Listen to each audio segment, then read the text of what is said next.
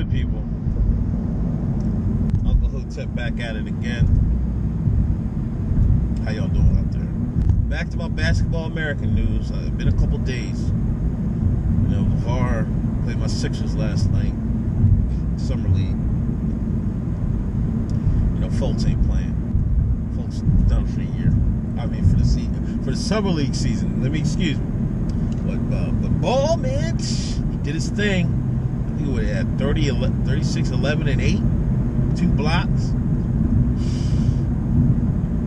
You know, LeBron was in attendance. Ben Simmons was in attendance. You know what I mean? That stroke pause from Ball was looking good. You know what I mean?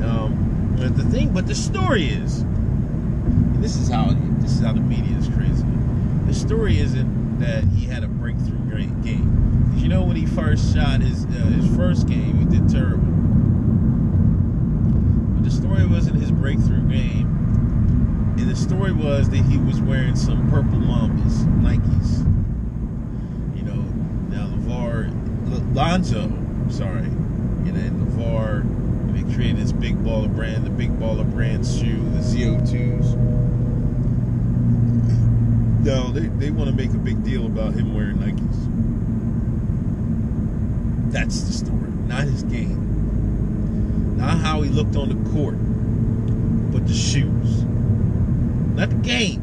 Not the game that we know and love, but the shoes. Y'all talk about shoes. And you know, they asked him about it, and he's like, he said, if you're a big baller, you can wear whatever you want. Which is true, because these Nike athletes can't wear other people's shoes.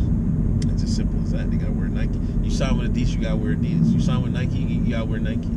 You're a big baller, you can wear whatever shoe you want. I wouldn't be surprised if Lonzo and LeVar would be like, hey man, rent him for a fucking a game. Talk to Adidas like, yo, you pay me $5 million, I'll wear your sneakers for one game. That's what I would do. I'll be talking big game. I'd go to big game. Because, you know what I'm saying? If you want to debut a sneaker, you'd be like, LeVar, man, hey, man, okay, you pay a couple shekels, you wear these shoes. This is the flexibility that they have by doing it on their own. Creating their own shoe. Creating their own brand. You see what I'm saying? And you see how, and like I've been saying, man, you know, LeBron, he took an Instagram pic of LeVar shoes, the Nikes, all the Nike athletes, Ben Simmons saying the same thing, talking about it's got to be the shoes. And like I've been telling y'all, Nike is getting their athletes to get on Lonzo because they don't want Lonzo to succeed, but I think it's out of their hands. They just got to hope that the shoes is corny. Like, all Lonzo and LeVar and Big Baller brand need to do is create a classic shoe. They create one classic and they're good. And LeVar has to succeed in the court. And I think he is going to succeed. That's without question. You know what I mean? If you just put some athletes around him, he's going to shine. You know what I mean? You saw what he could do. You know what I mean? In some of the parts of his game, you can't. Like, you know how Kevin Love is good at outlet passes? Lonzo, I keep saying LeVar. Lonzo Ball is equally as good, if not greater than Kevin Love at throwing outlet passes from the baseline.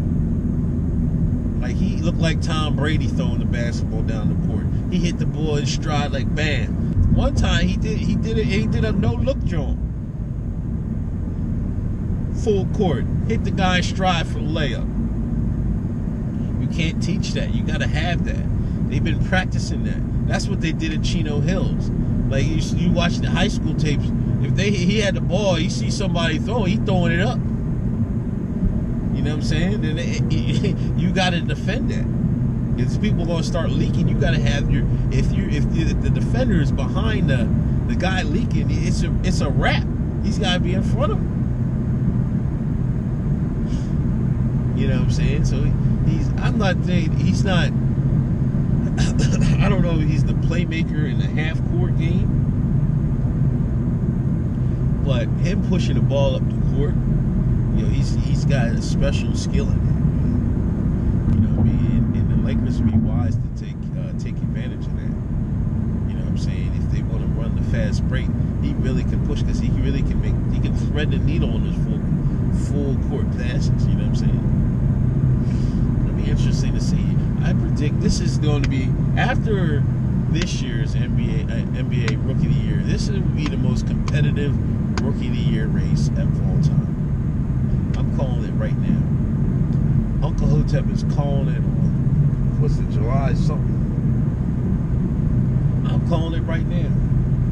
It's going to be one of the most competitive Rookie of the Years of all time. Because you got Lonzo, you got Fultz, you got De'Aaron Fox, you got Dennis Smith Jr., you got Jason Tatum. All these guys are going to be putting up numbers. You know what I mean? This is why age was maybe kind of smart for trading down. You see what I'm saying? It is what it is, man. We'll see. But I think a lot of people, there's going to be a lot of good players in this draft. A lot. This is almost going to be, this might be with the Iverson, Kobe, Ray Allen draft. That draft. I think Nash came out of that year too. There were some good players in that draft. Anyway, this is Uncle Hotep. This was from Basketball Americans. I'll check y'all out later. Peace.